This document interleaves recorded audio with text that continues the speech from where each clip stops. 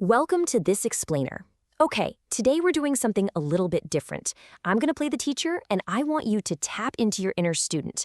Together, we're going to completely change how you think about English verbs. So, grab your virtual notebooks, settle in, and get ready, because we're about to dismantle a grammar myth that has probably been holding you back for years. All right, let's dive right in. Most students walk into my classroom and think, hey, I know the present continuous tense perfectly.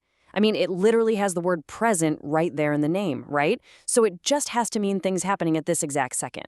But let's see what happens when we ask a few basic questions and stretch that definition a bit.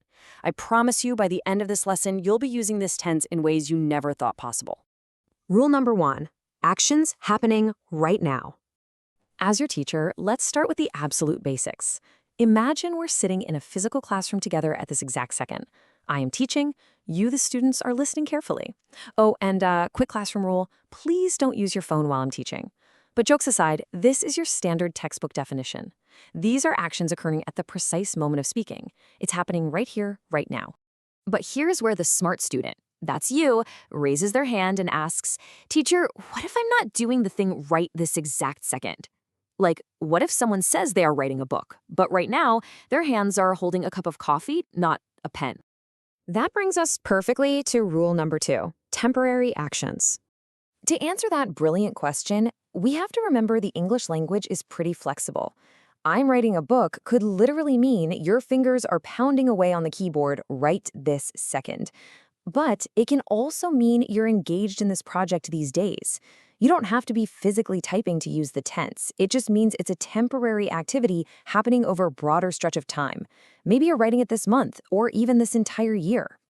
Just think about your daily conversations. If you ask a friend, "Hey, what drama serial are you watching these days?" They obviously don't have to be staring at the TV right when you ask them. You could literally be out to dinner together. You're just asking about a temporary habit they're currently into. Okay, student question number 2. Teacher, what about things that are changing slowly over time? What if it's not just a single action, but an evolving, developing trend? Spot on. That leads straight to rule number 3, gradual changes and developments. Think about gradual developments in the world. Whether we're talking about how the Earth's temperature is getting warmer, how petroleum prices are increasing, or, my personal favorite, how your English is improving day by day. Notice how none of these changes happen overnight. They develop and progress over a period of time. We use present continuous here because the change itself is an ongoing journey. Okay, brace yourselves, because this student is about to ask my absolute favorite question. Wait a minute, can I actually use a present tense to talk about the future? I love this, because this is where the strict, rigid rules of English really get thrown out the window. Welcome to rule number 4, fixed future plans or arrangements. The teacher's answer is a massive, resounding yes. Check out how these fixed plans play out. Say, within 24 hours, I am meeting my supervisor tomorrow, or we are having an English test tomorrow. 3 days out, she is starting her new job on Monday. A week from now, we are visiting Lahore next week. The actions absolutely haven't happened yet, but the arrangements, they are rock solid.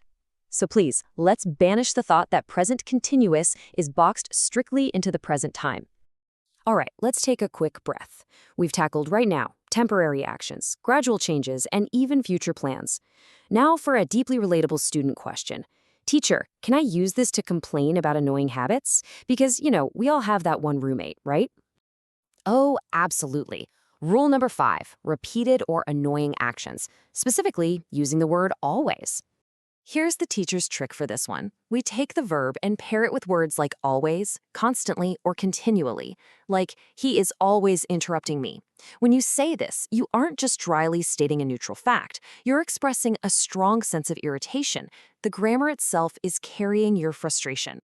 But interestingly enough, this exact same grammatical structure can also be used as a huge compliment. Think about it. She is always forgetting her keys is a complaint. Ugh, so frustrating.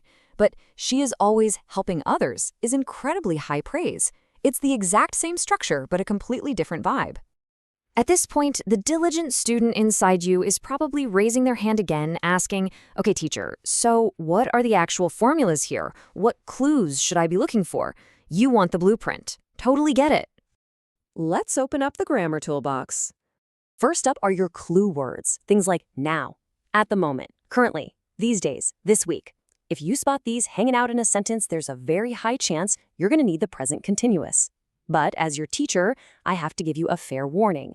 These are just clues. They aren't strict, unbreakable rules. You have to really understand the underlying meaning of the sentence first. Now here is the mechanical breakdown of how you actually build it. For an affirmative statement, it's the subject, plus is, am, or are, plus your verb with an ing at the end. She is studying. Simple. For a negative, you just drop a not in there. She is not studying. And if you want to ask a question, you just flip the subject and the helping verb. Is she studying? Go ahead and take a mental screenshot of that setup. But hey, if you, the student, only remember one thing from the teacher today, please let it be this. Context beats the formula every single time. Seriously. The easiest way to really grasp present continuous isn't to blindly memorize those math-like formulas. Instead, just ask yourself, does this situation actually match one of the 5 uses we just went over? Meaning is literally everything. All right, class dismissed. But before you go, I want to leave you with a final little test to chew on. Look around you. What are you doing right now? What are you reading these days? What future plans have you already locked in? Which of those 5 rules is happening in your life right this second? Start identifying them in the wild, and I guarantee you're going to intuitively master the present continuous before you know it. Thanks for being such awesome students today, and I'll catch you in the next explainer.